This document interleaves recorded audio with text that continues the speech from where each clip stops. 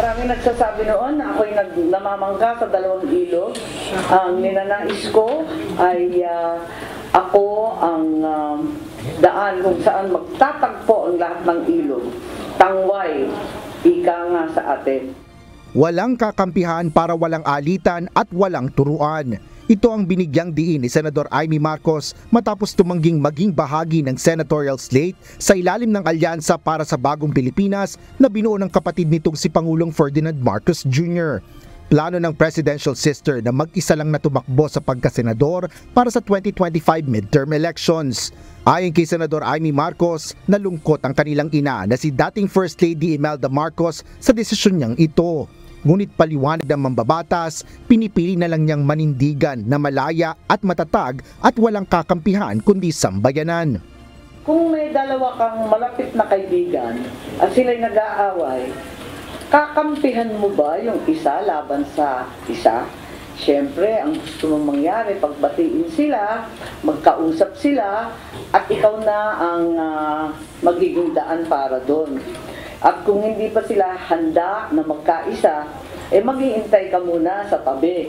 Hindi ka papanig doon sa isa at ayaw na ayaw mo na magkaroon ng alitan yung mga kaibigan mo.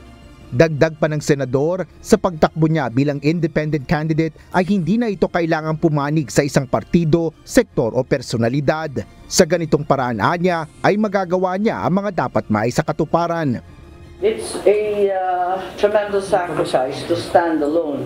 But I need to be free to cross the line, to talk to all parties and to get things done. Dagdag pa ni Senador Amy Marcos, wala namang problema sakaling maimbitahan siya na umakyat ng entablado ng alyansa ni PBBM. Ngunit kinatatakutan niya ang mainit na halalan at masasakit na banat, kaya maigi na lang anyang lumayo at magsarili kahit napakahirap. Gayunman, hindi pa rin naman siya resigned o bumitiw sa kasalukuyang partido nito na Nationalista Party. Sa totoo lang, dun sa rules ng COMELEC, hindi naman nakalagay yung alyansa eh. Kasi hindi naman siya rehistrado.